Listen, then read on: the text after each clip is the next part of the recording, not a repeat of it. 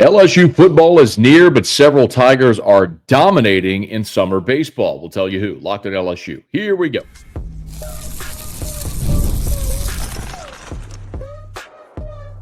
You are Locked On LSU, your daily podcast on the LSU Tigers. Part of the Locked On Podcast Network, your team every day. Okay, let's get it. It is Locked On LSU, your team every day. I'm your host, Matt Moscona. Thanks so much for making us your first listen. We are free, available wherever you get podcasts, of course, on YouTube as well. So please subscribe. As always, one of the fastest ways to help us grow is by leaving your comments below. Today's episode is brought to you by FanDuel.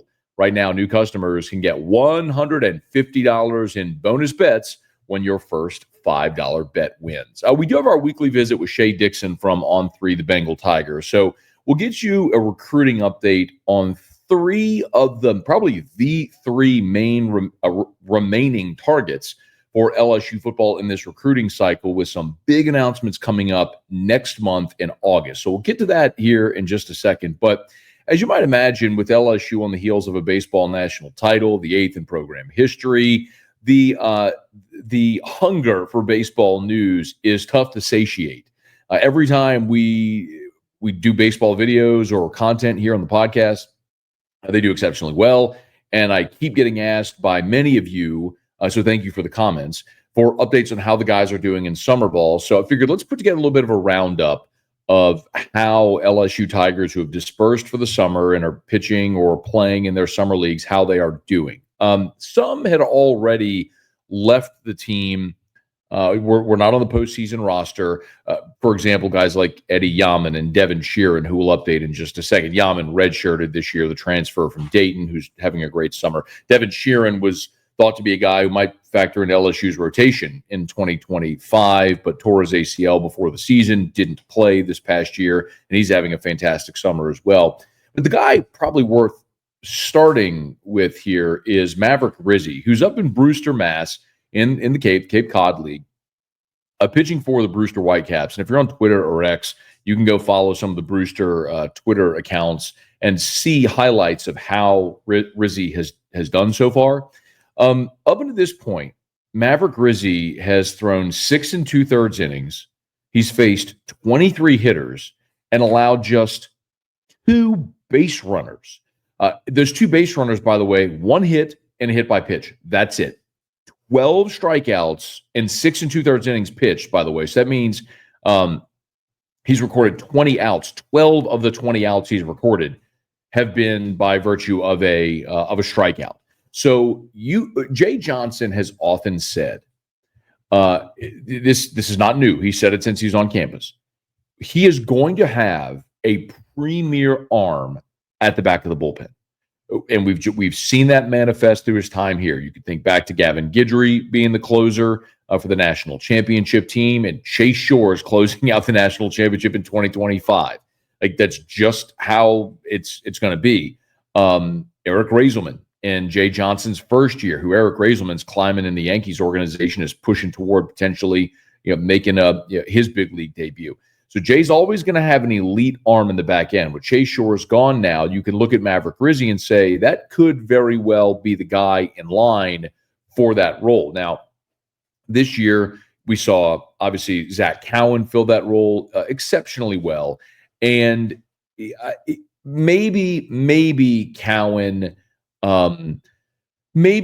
finds his way back into the rotation. I'm not so sure that a fastball at 92 with a dynamic changeup is going to be good enough to be part of a consistent rotation to get you through the lineup multiple times against SEC hitters. But maybe that's an option. And of course, we saw Kason Evans, who was outstanding for LSU. Evans very likely starts next season as the favorite to be your Friday night starter, especially with the way he extended in the postseason. They gave him the opportunity to be in the rotation, at the start of SEC play in 2025. So Evans likely. So replacing Evans and Shores at the back of your bullpen, Rizy looks like he could very well be a guy in line to do that. Remember, Maverick Rizy was at times outstanding for LSU. the stuff is undeniable. You're talking about a guy that's 6'9", 253 pounds. In the Cape, he's bumping 97 miles an hour. And when you start to look at and recall like what he was able to do for the Tigers as a true freshman, there were times where the walks became a little bit of an issue. There was the stretch against Alabama where he walked 2 2/3 of an inning. He had a midweek performance against Northwestern State where he walked 3. He walked 2 against Tennessee in an outing where he only made it a third of an inning. So like that's, he walked 2 of the 4 hitters he faced. So that was a problem for Rizy. In 24 2/3 innings pitched, he walked 19 hitters. Again, 19 hitters walked in 24 2/3. Compare that to what he's done now in the Cape, 6 2/3, where he's not walked a single hitter. So if Maverick Rizy is developing command, the stuff is plenty good enough, and he could likely factor into a back of the bullpen guy if he doesn't earn one of the spots in the starting rotation. I mentioned Deven Sheerin as well, and that's something we've got to talk about because Sheerin is another guy. Remember, came in from Mount St. Mary's, was throwing 100. He was a lightly recruited guy, lands at Mount St. Mary's. He hits this major spurt. The velo ticks up to 100 miles an hour, jumps in the transfer portal, lands at LSU, was thought to be a guy that could be part of the rotation in 2023, tears his ACL before the season starts and misses this entire season. So Sheerin has been, he was not with LSU in Omaha. He's been up at the Cape. He's with the Falmouth Commodores. And he has been fantastic. He started once. He's thrown in 8 games, 12 1/3. If the inning, by the way, if the inning count doesn't seem large, it shouldn't. This is managed a lot like you see in the minor leagues as well. You just don't see guys generally extend because a lot of guys are up there to get work. They're not out there to throw, complete game shutouts. They're there just to get mound time and get work. So 8 games, just 1 start, 12 1/3 innings pitched. He's 11 hits, 6 earned runs. He struck out 12. The problem is he's walked 8. So, but I'll draw the comparison to Chase Shores.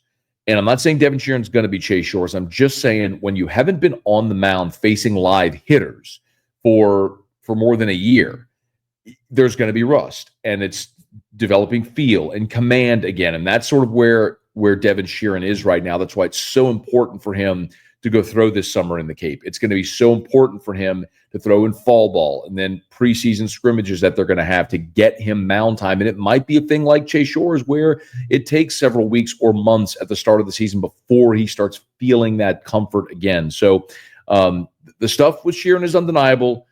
When you're clocking triple digits, that's something that is always going to turn heads and catch eyes. But mound time is what he needs there. The 2 other guys, I mentioned Eddie Yaman. Eddie Yaman's such an outlier because he's a 6'5" catcher, transferred in from Dayton. He's catcher, first base, third base. Redshirted this past year, and he is in the Cape also with the Falmouth Commodores. He's only had 4 at bats. He's 2 for 4. He has walked. So still trying to get him more ABs to see if he can sort of elevate a bit. The guy who is turning heads in the Cape is John Pearson. He's with the Lacrosse Loggers in the Northwoods League, not in the Cape, in the Northwoods League. And he's played 18 games, and he's hitting .271 with 4 doubles and 3 homers. He's walked 8 times. He has struck out 16 times. So the swing and miss has been a problem. But John Pearson figures to be one of those guys that's going to work, factor into the competition for first base, maybe third base, right-handed DH, but it's hard to imagine John Pearson winning the third base job with Trent Caraway coming in from Oregon State. Certainly seems like he's going to be the plug-and-play third baseman. So we'll keep an eye on how all that goes. But so far, a very productive summer for a lot of guys with this LSU baseball team looking for bigger roles as the Tigers move into the 2026 season. As they continue through summer, we'll certainly keep you up to date as we know more. Stay with us here. It's Locked on LSU, your team every day. Summer sports are in full swing, and whether you're all about baseball under the lights, golf on the green, or high-stakes soccer action, FanDuel is the best way to make every game even more exciting. You're already following the action, so why not make it a little more thrilling? With FanDuel, you can get it on the game while you're friends are getting sunburned at the beach, although I can't talk because I'm presently at the beach. Not sunburned, but enjoying the beach nonetheless. Listen, whether you're placing a same-game parlay, you're watching a bet ride into the ninth inning, FanDuel makes it feel like I'm part of the action. And if you're new to FanDuel, remember this. New customers can bet just $5 and get $150 in bonus bets if your first bet wins. Again, bet just $5. If you're a new customer, bet just $5 and get $150 in bonus bets if your first bet wins. Open the FanDuel app today or visit FanDuel.com to get started. Time for our weekly chat with Shea Dixon from On3, the Bengal Tiger. As we do every week, we talk a little recruiting. And remember, we are now in sort of a weird period on the recruiting calendar because for the first time now, it's a recruiting dead period till September. So we won't see LSU hosting prospects until the season begins, which is an oddity now. But you are still going to have several major prospects make their announcements in August before their senior seasons start. And we're keeping an eye on a trio of really big-time prospects that LSU is in the mix for. And so we had a chance to visit with Shea Dixon from On3, the Bengal Tiger, to give us an update on each of them. LSU already has one of, if not the top, wide receiver recruiting class in the country. And they featuring Tristan Keys, who's the number one wide receiver in the country, a couple of elite blue chip Louisiana receivers as well, Jabari Mack among them. But Jace Matthews is another prospect out of Mississippi, and he is one of the more highly touted prospects in America. And Shea Dixon gave an update on Matthews. I'll pass on my phone the first two people. Tristan Keys is one, Jace Matthews is two. So that's the type of talent we're talking about in Jace Matthews. And he's going to go ahead and announce in early August here, August 8th. Ole Miss, Auburn, LSU, A&M, last team standings. But if you're going to make me pick right now, I'd pick LSU. I know Auburn's been hot and heavy on him. A&M missed on some receivers. They've tried for Tristan Keys. They had Booby Feaster leave for the West Coast. Some other Texas kids had left for the West Coast. So they're going to be in on him as well. But I don't know. I just think that they've done so well in Mississippi. But for so long, Jace Matthews has been a guy that's been around LSU. And I just think it took a while for LSU fans to look up and be like, oh, he's the number 2 receiver in America. Like, that's how good he is. And you add him to that class, it would remind me of the Neighbors, Brian Thomas, Chris Hilton, Jack Bash group. Deion Smith had signed in that class. He was the number 1 receiver out of Mississippi at the time. But that's the type of kind of talent you're talking about here. And, boy, that would be a nice way to kind of bulk up wide receiver if you will, if you can bring in your 2 best receivers in Louisiana and then the 2 best out-of-state receivers in the country. Yeah, it is worth pointing out that as we look at receiver for 2026 and beyond, notably 26, look at where you're losing. You're going to lose Aaron Anderson. You're going to lose Xavier Thomas. All of the sort of one-year mercenaries that you brought in, Nick Anderson, Barry and Brown, they're all going to be gone. Now, LSU has recruited very well at the receiver position, and you've got some young guys, Kyle Parker, Kylan Billiot, young Jelani Watkins, who we are looking at their long-term ability to maybe be the next guys. But it's also a position where it's a heavy numbers position, right? And so you do typically see guys enter the transfer portal. So I'm not sitting here trying to project that anybody is entering the transfer portal, but we can look at recent, trends, guys like Jaylen Brown, Kai Preen. You heard Shea mention, Jack Besh, who of course signed with LSU, played for a couple of seasons, then left via the transfer portal. So yes, it's a spot where you are always going to have to fortify with numbers. So LSU right now with the best receiving class in America, and they could add Jace Matthews, who you heard Shea say it, On3 Rivals ranks it. It's worth mentioning On3 bought Rivals. So the On3 ranking merged with Rivals, and they're calling it Rivals.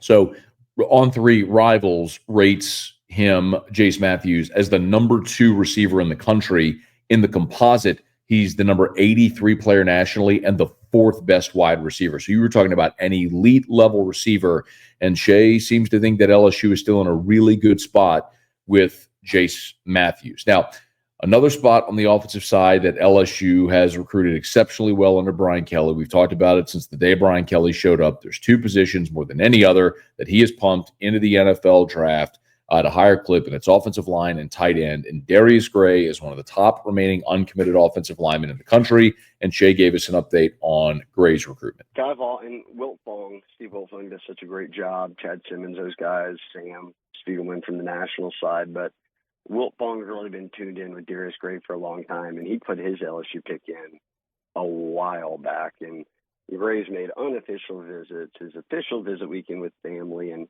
even though he's from Virginia, we've seen Brad Davis and the staff go out to the East Coast, wherever, to sign kids. And Darius Gray has just been a massive priority for him. And let's go ahead and get this out of the way. He's a 5-star and the number 1 interior O-lineman in the country. And last year, that's where Karius Curran sat as the top 2 interior O-lineman and at number 1, 5-star prospect. And the year prior, Tyler Miller coming out of Mississippi, or was that 2 years ago, was Weston Davis, who was late flip, but 5-star, number 1 at the position. You just can't count Brad Davis out and the staff out on these guys. And I'm still leaning LSU. There's a couple weeks left. It's the NIL era, but it's a lot like Lamar Brown. There's a million teams involved, but I always knew that it would come down to LSU and A&M. And I think everybody feels this is going to come down to South Carolina, team near him, and LSU. They prioritized him for a long time. So one of those teams is my guess, but I picked on LSU, and I haven't moved it yet. So, boy, if you want to round out a really nice O-line class, it's been very offensive tackle heavy. No better way to do it than go ahead and get the So Shea Dixon there still projecting LSU to land Darius Gray, the number 1 interior offensive lineman in America. You heard Shea mention, by the way, this is in the composite. He is a 5-star, number 1 interior offensive lineman, the number 31 overall player, regardless of position, for what it's worth. 24/7 rates Gray as the number 16 player overall, regardless of position, in the I guess now it's the Rivals prediction machine. LSU a 51% chance, followed by South Carolina at 32% chance to land Darius Gray. Yes, I do feel like the Darius Gray commitment is significant for LSU if they're able to get it, largely because of the position he plays there on the interior. You feel like you're set with Tyree Adams and Weston Davis as your tackles, likely for the next 2 seasons, but DJ Chester moving over to guard, most likely this year with Braylon Moore coming in at center, Josh Thompson likely or other guard. Karius Curran, 5-star interior offensive lineman, was playing at left tackle in spring, so he could very well be a guy who plays tackle. You have Solomon Thomas there, another 5-star that was a signing day flip from Florida State. He was a longtime Florida State commit. Of course, not only is Brad Davis LSU's offensive line coach, but Alex Atkins, the longtime or the Florida State assistant who was their offensive coordinator, who got fired, was Solomon Thomas's recruiter. He ends up at LSU as the tight ends coach. A lot of things that led to that connection there to get Solomon Thomas. Point being, Cohen Eccles also there, another dominant interior player, likely is going to be featured as a center after Braylon Moore's season in Baton Rouge. All that to say, you're going to have a couple of spots open on the starting offensive line in 2026. So if you're able to lure one of the top interior offensive linemen in the country to Baton Rouge, that's a guy who could very well be an early contributor. Again, Brian Kelly can go to any of these elite offensive linemen and say, I'll play you as a freshman, because he did it with Will Campbell and Emory Jones. Both were starters as a freshman, as true freshmen. I mean, DJ Chester was a redshirt guy, but he started as a redshirt freshman every game at center a year ago. So the opportunity is going to be that Weston Davis as a redshirt freshman is likely going to be your starting right tackle this year. So Brian Kelly can go to these elite offensive linemen and say, you do have a path to the field immediately here if they show up. There's one more player that we need to talk about with Shea Dixon, and we'll do that. It's one defensive player. We'll do that as we come back to wrap up here on Locked On LSU, your team every day.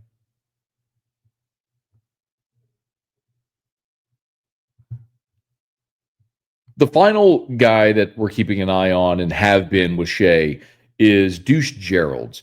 Duce Geralds is a defensive lineman from the state of Georgia, but it's way deeper than that. You're going to hear Shea explain Duce Geralds' father played football at Scotlandville, which is just north of downtown Baton Rouge, and was recruited to Ole Miss by Frank Wilson, who now, of course, is on LSU staff. So there's a lot of connective tissue here with Duce Geralds. Well, they're very much in this. I mean, remember his dad, Deven Geralds, played at Scotlandville and went to Ole Miss when Frank Wilson and Coach O, everybody was there. But Frank was the primary recruiter, and now Frank's here. So that's really kind of helped them out for getting him to campus and then getting the whole family in for the official visit. And he's been very quiet, Moose, about who might lead. I mean, even I can tell you, talking to people behind the scenes in different colleges, they're all like, so who leads here? Who leads here? Who leads here? And kudos to him for kind of keeping it quiet. I saw an Oregon pick go in, but I can also tell you there's some nervous moments around Oregon the past week of, are we going to get him or not? And I think, look, yes, his dad went to Ole Miss. Yes, they prioritized him. Ole Miss hasn't had a great run this year on kind of in the trenches, certainly on the O-line, but can they reel in a legacy in Geralds? I wouldn't rule him out. He's leaving Georgia. That's where he plays his high school ball. I'm with you that Ohio State has a ton to sell. I don't think he goes to Michigan. That's the other school. Mm-hmm. If I'm putting a pick in, I'm putting it on LSU. So Shea put another pick in on LSU there with Duce Geralds. I don't know. I've never had a conversation with Duce Geralds. We've played audio of Duce Geralds here on this show during his recruitment, talking about LSU being home, Baton Rouge being home, and the opportunity that he would relish in playing for LSU. And I believe there's sincerity there. But at some point, I think we also have to realize, even on the 4th of July, when we're waiting on commitments, LSU ends up missing out on a linebacker to Arkansas. It was a guy that LSU had prioritized, that Blake Baker really wanted. And they missed out on him because, as you heard Shea say, in the NIL era, things change. And it's not just NIL, it's also revenue share. So while you may want a player, and the player may really like you and covet you, there is a financial component to all of this now. And by the way, that works in LSU's favor at times as well. And I've explained this, but just again, for maybe if you're an everydayer, you've heard it and shout out and thank you for that. If you're not, I'll explain it again. But this is something I've seen with my own two eyes. I'm not guessing. At LSU, the way that they're structuring their revenue share, or previously the NIL, is they effectively have created a pie chart of sorts with their roster. So if you look at the total budget, think of it as a pie chart, 100%. They've allocated a percentage of those dollars by position. And then when you break it down by position, so let's say hypothetically, if you're going to give 17% to the offensive line. Again, I don't know if that's the exact number off the top of my head. Just work with me here as a hypothetical. You have 17%. So 17% of whatever that total dollar number is, that's the total budget for the offensive line. And now it's divvied up among all the scholarship offensive linemen with their dollar amount based on whatever formula they have, right? So all that to say, LSU may really want Duce Geralds, but does Oregon covet him more and have a better path to the field and a higher revenue opportunity? It's the kind of conversation and the kind of considerations that all of these players have to make.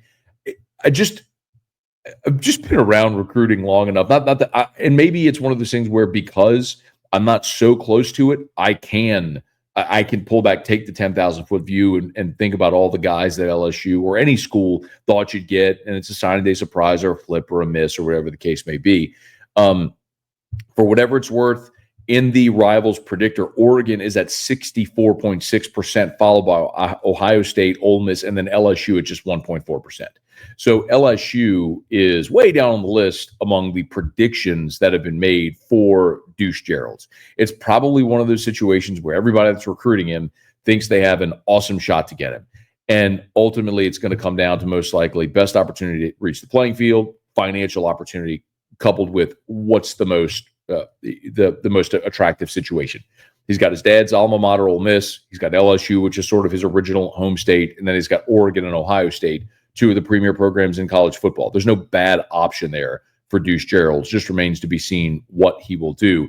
If you're wondering about the bio, Geralds in the composite is the number 94 overall player in the country, the number 8 defensive lineman. ESPN ranks him as the number 40 overall player in the country. They're higher on him than the other two services are. But again, a very good player and a guy, when you think about what Kyle Williams wants, he fits the mold. He's 6'1", 270. Remember what they just brought in Bernard Gooden from South Florida, very similar. Whereas Bo Davis, we talked about, one a gigantic offensive lineman, the 6'5", 350 type offensive lineman.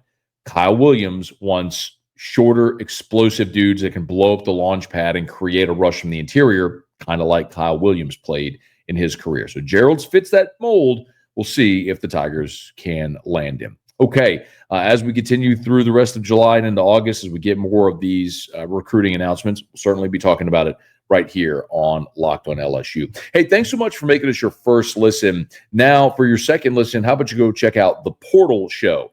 Brian Smith has the latest rumors, portal entries, and signings. Be the most informed fan on the rapid changes to the college football landscape. Find The Portal on YouTube or wherever you listen to podcasts. Hey, if you're on podcast, please subscribe on your favorite podcast app. Rate us, leave a review. If you're on YouTube, please smash that like button, subscribe to the channel, hit the bell so you're notified whenever we post a new video, and let a friend know that if they love the Tigers, we got you here every single day for Locked on LSU, your team every day.